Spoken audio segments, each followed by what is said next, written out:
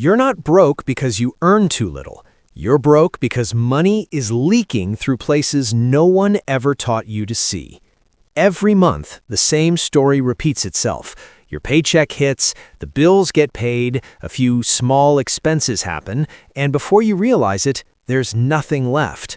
Not because you're irresponsible, but because the entire system was designed to normalize bad financial decisions. In this video, I'm going to show you 10 things that are no longer worth your money. These aren't extreme luxuries or obvious mistakes. They're common habits, socially accepted, that seem harmless, but over time, they can set your financial life back by years. After studying financial education, human behavior, and the habits of wealthy people, one truth became clear. People who build wealth aren't the ones who earn more. They're the ones who waste less and make better decisions. If you feel like you work hard but stay stuck in the same place, if you've tried to save money and failed over and over, or if you're tired of living in survival mode, this video is for you. Today, the goal isn't to blame you, it's to give you clarity, because when you see where your money is really going, you regain control. And when control comes back, change stops being about luck and starts being about decisions. And that starts now with awareness, daily attention, and smarter financial choices. Most people believe their financial problem is simple: not enough money. If I earned more, everything would be fine. If my salary increased, I'd be able to invest, save, and live better. But reality shows the exact opposite. Over the years, people's income usually increases. They earn a little more, get promotions, change jobs, and yet they remain stressed, in debt, and living paycheck to paycheck. That happens because spending rises along with income, and often faster than income itself. The real problem isn't how much money comes in, but how it goes out, and more importantly, where it's being directed without you even noticing. Small recurring expenses, emotional decisions, and socially accepted habits quietly drain your budget month after month. There's also a powerful psychological factor at play: normalization. Financing a car is normal. Putting everything on a credit card is normal. Upgrading your phone every year is normal. Ordering delivery every week is normal. The problem is that the normal of modern society produces exactly the results we see: people working their entire lives without building wealth. On top of that, no one truly teaches financial education. You learn how to work, how to consume, how to pay bills, but not how to think strategically about money. As a result, most people make financial decisions on autopilot, driven by convenience, status, or emotion. And when money is used without intention, it disappears. There's no room left to invest, to plan, or to build freedom.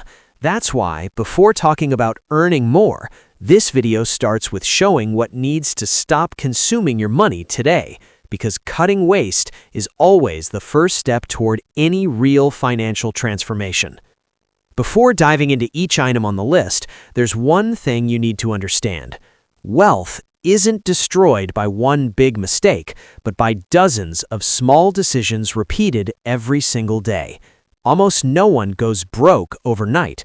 People go broke slowly, silently, while believing everything is under control. The expenses we're about to analyze aren't obvious extravagances. They're common, socially accepted choices that feel normal, and that's exactly why they go unnoticed. The problem is that when added up over months and years, they consume the money that could be building security, peace of mind, and financial freedom. In this video, you won't hear "stop living" or "never spend money on anything." The goal is different: to show you where your money is being misdirected and how small adjustments can create massive impact over the long term. Now, with that perspective in mind, let's start with the first item on the list, one of the biggest money drains of modern adult life, and understand why it's no longer worth your money. For many people, buying a brand new car with financing is seen as a sign of progress. It feels like proof that they made it, leveled up, or are finally enjoying life. The problem is that financially, this is one of the most expensive and least questioned decisions someone can make. The car starts losing value the exact moment it leaves the dealership. Within a few months, it's already worth thousands less, and that loss continues year after year. At the same time, you take on long monthly payments, high interest, and a series of hidden costs that rarely get considered at the time of purchase. Taxes, insurance, maintenance, fuel, and potential repairs turn the car into a constant expense. In other words, not only is it losing value, but it also demands fresh money every single month just to exist.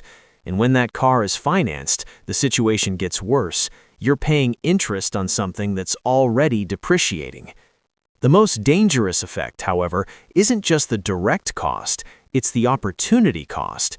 The money going toward payments and expenses could be invested, building assets, and working for you. Instead, it's trapped in something that produces no income and only consumes resources. This doesn't mean you should never own a car. It means a car shouldn't be treated as a symbol of financial success. Truly wealthy people think in terms of mobility, not status. They evaluate cost-benefit, budget impact, and long-term consequences.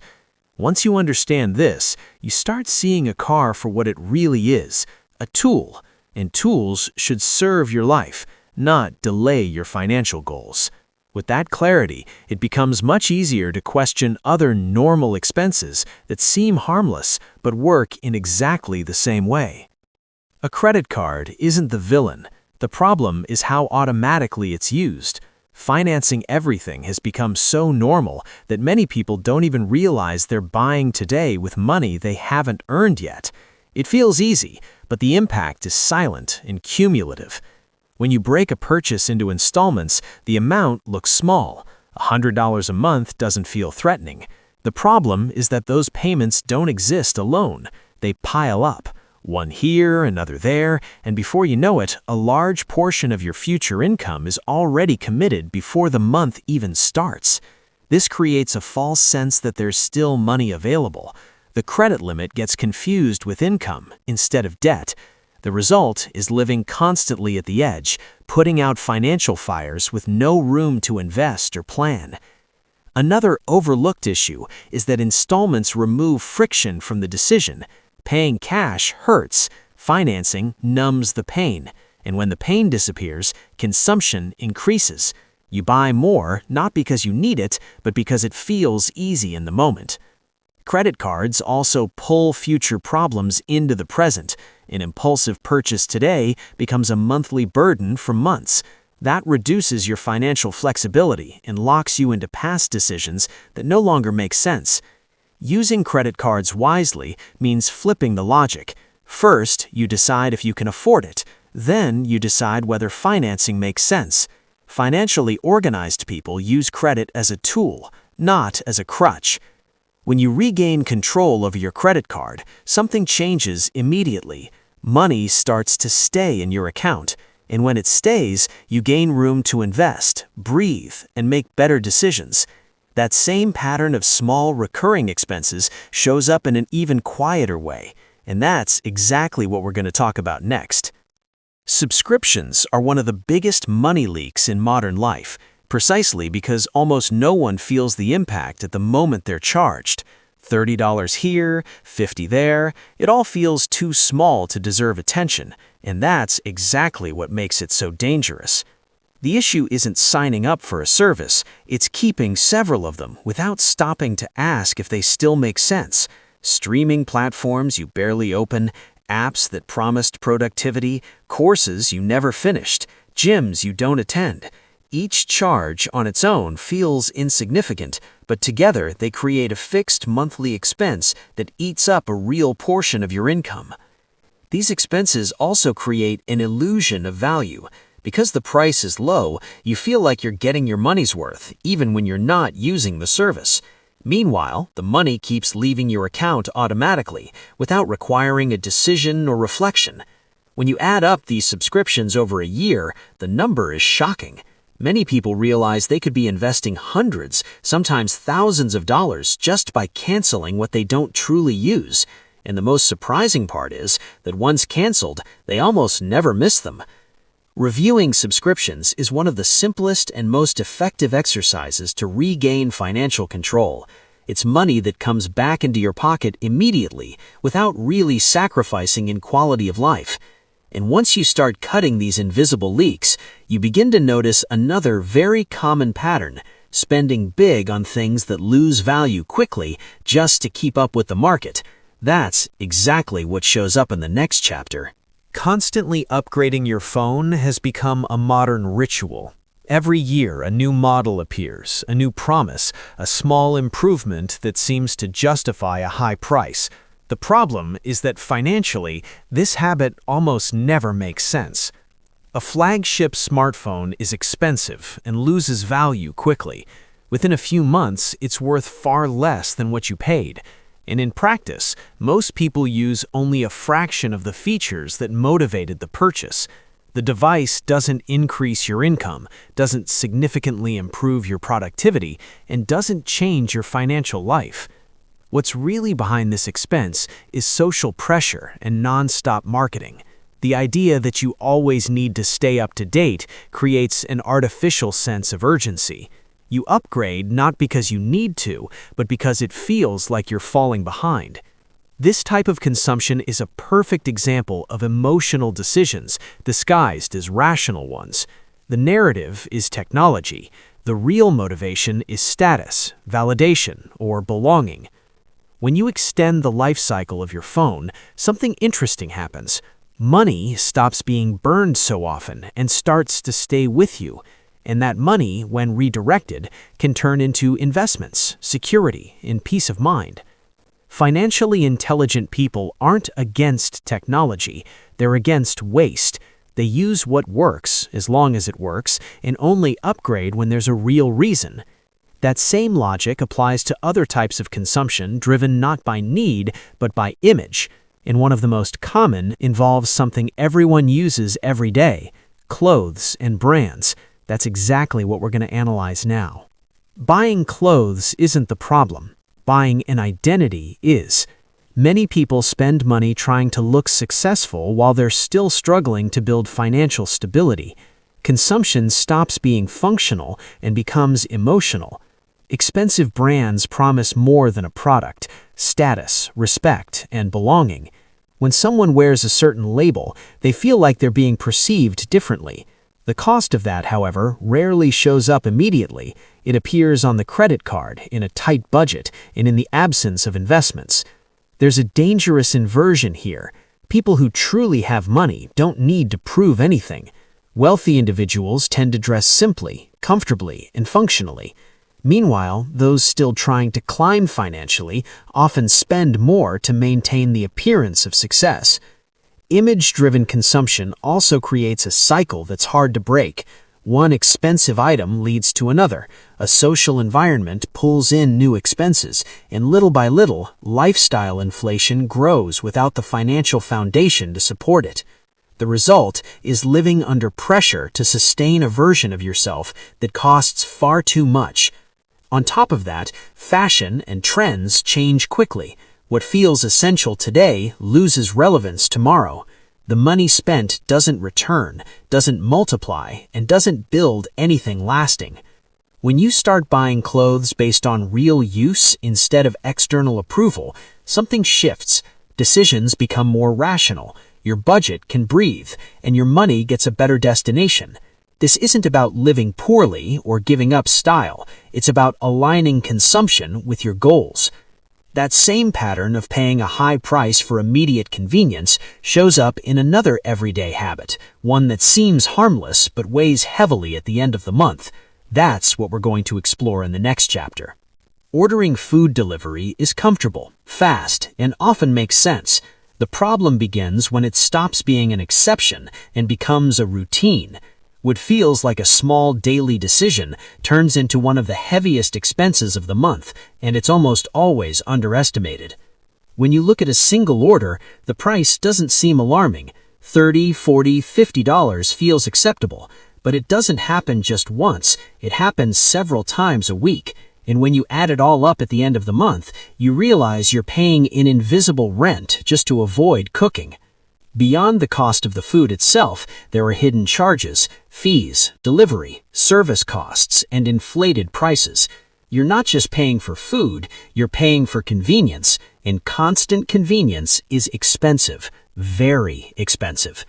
Delivery also creates a dangerous habit, replacing planning with impulse. Tired? Order food. Short on time? Order food. Stressed, sad, or celebrating? Order food. Money becomes an emotional regulator, and that rarely ends well financially. When this pattern repeats, the impact goes beyond your budget. It reduces your ability to invest, save, and even handle unexpected expenses. The money disappears before you even notice. Cutting back on delivery doesn't mean never ordering food again. It means bringing intention back into the habit, cooking more, planning simple meals, and using delivery as an exception, not the rule. When you make that shift, the effect is immediate. Money starts to remain at the end of the month, and that money can be directed towards something far more powerful than short-term convenience, decisions that build your future. But there's an even more dangerous habit, one that sells hope instead of strategy, and that's what we're going to talk about now. For many people, gambling seems harmless. A bet here, a small wager there, always followed by the same phrase, "What if it works?" The problem starts when betting stops being occasional entertainment and begins to replace what should be financial planning. Lotteries and betting sell hope, not strategy. They feed on the very real desire to change your life quickly, but they offer absurdly low odds in exchange for real money. In the long run, those who gamble always lose. That's math, not opinion. There's also a strong psychological component. Gambling creates the feeling that you're doing something, even when you're building nothing. It provides emotional comforts but zero real financial progress. Meanwhile, money that could be invested, even in small amounts, disappears into games with a negative expected return.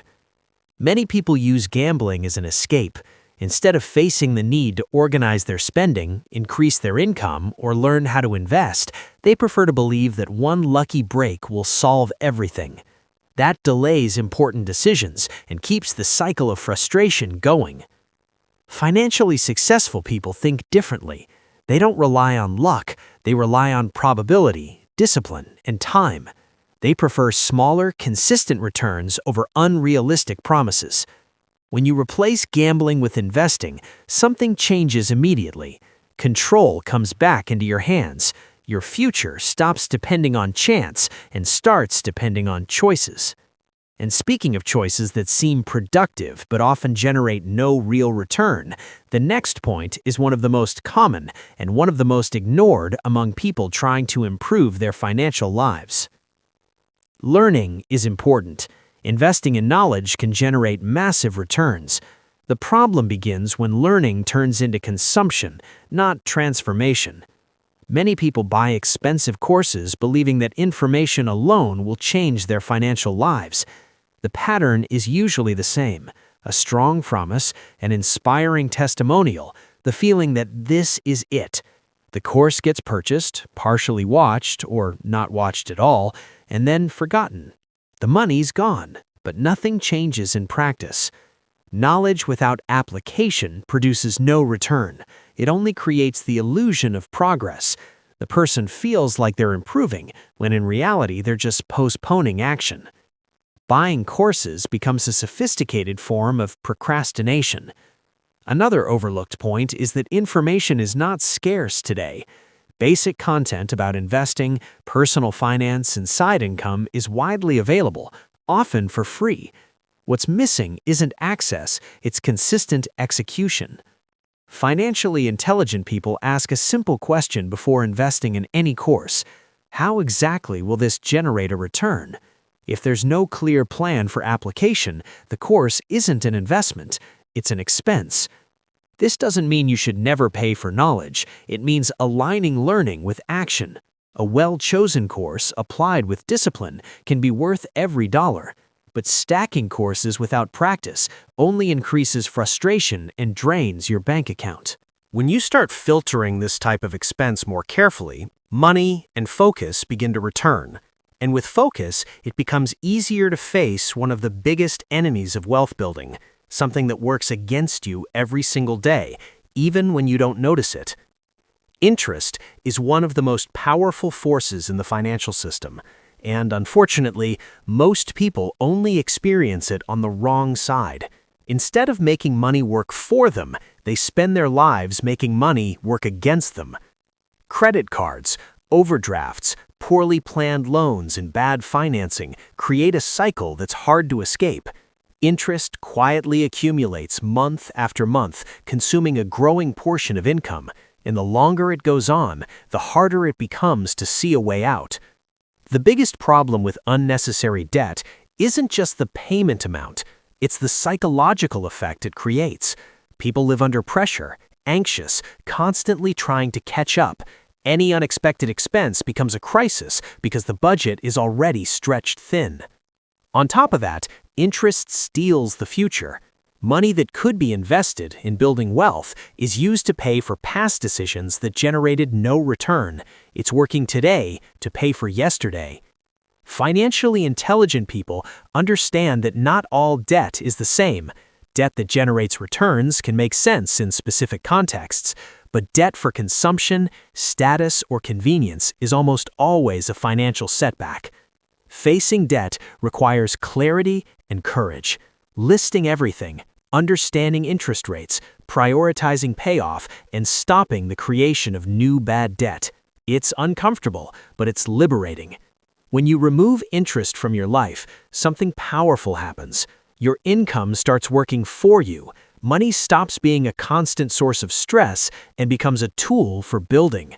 And when that pressure disappears, the final point on this list becomes crystal clear, the one that definitively separates those who merely survive financially from those who build wealth over time. Many people believe they don't invest because they don't earn enough. They tell themselves they'll start when there's extra money, when income increases, or when life feels more stable. The problem is that moment almost never comes, and meanwhile, time passes and charges its price. Not investing is not neutral, it's an active decision.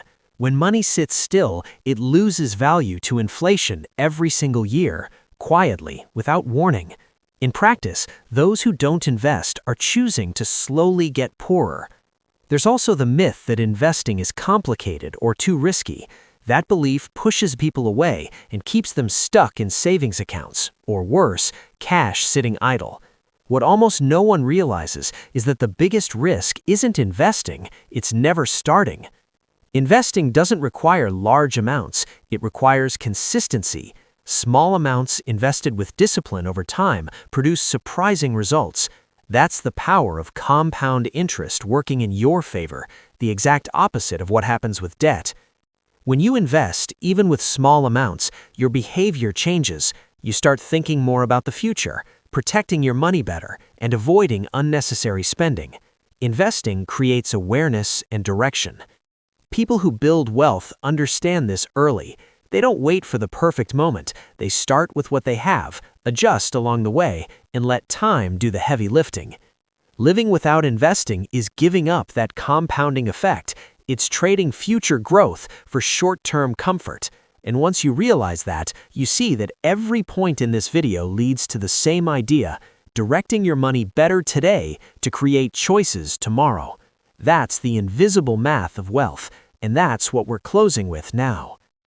When you look at each point in this video individually, it might seem like we're just talking about cuts, sacrifices, or small changes. But when you look at the whole picture, a much bigger pattern becomes clear. Wealth isn't built through one massive decision made once. It's built through simple choices, repeated consistently over time. The invisible math of wealth works like this. Every dollar you don't waste gets the chance to work for you. Every expense avoided creates room to invest. Every conscious decision reduces financial friction in your life. The effect isn't immediate, it's cumulative, and that's exactly where most people give up.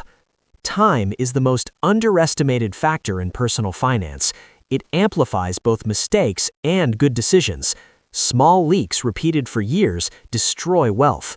Small smart choices repeated for the same period build freedom. This video isn't about being afraid to spend, it's about spending with intention. It's understanding that money is directed energy. When you direct it poorly, you feel scarcity. When you direct it well, you create options. People who seem lucky financially are simply respecting this invisible math. They align habits, time, and patience, and anyone who does the same will eventually start seeing results.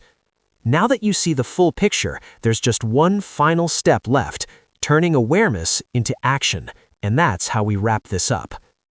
Now that you've seen the 10 things that are no longer worth your money, the question is simple. Which habit are you going to change first? The key to financial freedom starts with small, consistent choices. It's not about how much you earn, but how you spend, and more importantly, how you invest. The road to financial prosperity is long, but it begins with the decision to stop wasting money. So if this video helped you see more clearly where your money is going, I want to hear from you. Which habit will you change first? Leave a comment below, like the video, and subscribe to the channel for more content like this. Together, we can transform your financial future. Remember, the first step has already been taken. Now, it's up to you. The journey to financial freedom begins with simple decisions. What are you going to do with the information you gained today?